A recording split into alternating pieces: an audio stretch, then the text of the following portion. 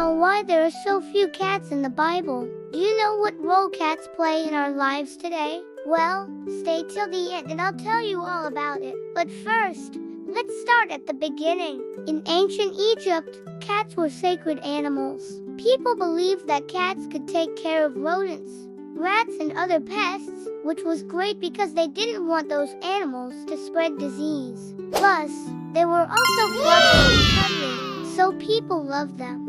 They even made cat mummies and buried them in fancy tombs. But then something strange happened. As time went on, cats kind of disappeared from people's minds.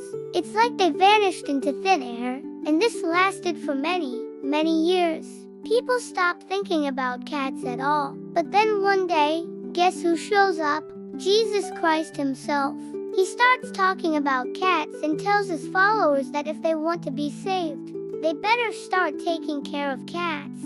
Now, this might sound surprising, but it makes sense if you think about it. Cats are independent, clean, and smart. They don't need much help from us humans. They can take care of themselves, and they're pretty good at solving problems on their own. This is why Jesus chose a cat as the mascot of his church. And this is where we get the saying, let the cat out of the bag. It means you can trust cats.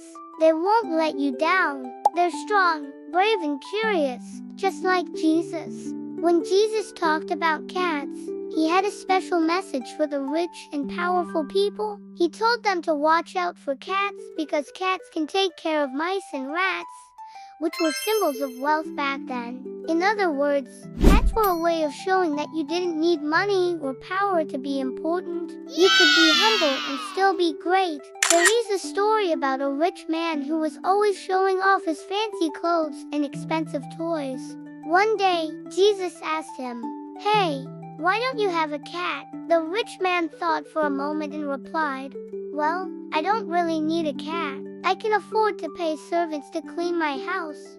Jesus smiled and said, "You may not need a cat now, but someday you will understand that having a cat is more important than all the money in the world." And that's exactly what happened. As the rich man got older, he realized that having a cat was the best thing in life. Nothing else mattered. This is why Jesus wanted everyone to have a cat, no matter how rich or poor they were. He knew that cats could bring joy and comfort to everyone. Now, I know what you're thinking. Why are you telling me all this? What does it mean for me today? Well, let me tell you, every time you see a cat, remember that it's a gift from God. Cats are a reminder that we should be humble, kind, and helpful to others, just like Jesus taught us.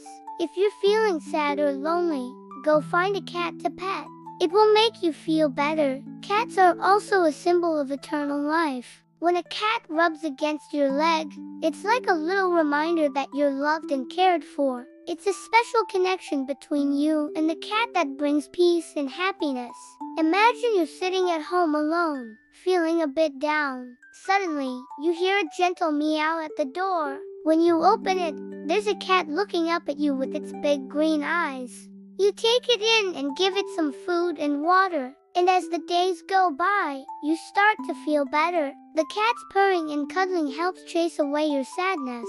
You realize that even when you're feeling low, there's always someone who needs you and loves you. The cat's unconditional love reminds you that you are not alone and gives you the strength to keep going. Cats are also very independent, but that doesn't mean they don't need us. Even though they can take care of themselves, they still need our love and attention. When you give a cat a warm place to sleep, food to eat, and a kind word, it becomes your friend for life. Some people say that cats are selfish, but I disagree. Yes, they like to do their own thing, but they also like to share their joy with their favorite humans. There are many stories about cats saving their owners from danger.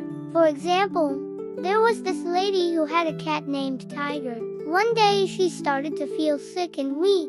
Her cat stayed with her and wouldn't leave her side. Tiger kept licking and grooming her until she felt better. And let's not forget about the time this cat named Midnight saved his owner, a little boy named Billy, from a burning building. Midnight woke up in the middle of the night and knew something was wrong. He started meowing loudly and scratching the door until Billy's mom woke up. She opened the door and saw that their house was on fire. Thanks to Midnight's quick reactions, Billy and his mom were able to escape safely. As you can see, cats aren't just cute and fluffy, they're also brave and loyal. One day, Jesus was hanging out with his disciples and some other religious leaders. They were discussing all sorts of things, but the topic turned to cats when one of the leaders asked a question: should we take care of cats? The other leaders agreed, but some weren't so sure. They said, why would we waste our time on something like that? We have more important matters to discuss. Jesus listened quietly, but then he spoke up. Stop right there. If you want to be saved, you better start paying attention to cats. The religious leaders were confused, but Jesus continued, cats are like little teachers. They show us how to live our lives. They teach us to be humble, honest, and independent. And most importantly, they remind us to never, ever give up. His words surprised everyone, but they couldn't deny the wisdom in them. From that day on, they all paid close attention to what cats had to teach them. And let me tell you, they learned a lot. After Jesus left, his followers kept spreading the message of love and salvation. They traveled all over, helping people and listening to their stories. One day they met a woman named Miriam. She lived in a small village and had a big problem. Her crops were being destroyed by mice and rats, and she was too poor to buy poison or traps. Just when she was losing hope, a young follower of Jesus approached her and asked how he could help. Miriam explained her situation, and the follower of Jesus had an idea. He went to a nearby farm and asked for a cat. The farmer was happy to help, and soon Miriam had a beautiful gray cat named Hope. Hope quickly got to work catching the mice and protecting Miriam's crops. Not only did Miriam's crops become safe, but she also had a furry friend to keep her company. She was so grateful for the help and realized that Jesus truly cared for her and all the other poor people. So remember, no matter how small or insignificant you may feel, Jesus sees you and wants to help you. All you have to do is ask and you shall receive. Just like Miriam, your problems may seem too big to handle, but with a little help and a lot of faith, you can overcome anything. Well, friends, I've shared many stories today, but I hope they've reminded you that cats are more than just pets. They're messengers from God, bringing us important lessons and endless love. Let's give them the care and respect they deserve, and always remember the valuable lessons they teach us. Until next time, take care and remember the words of Jesus. Love one another as I have loved you.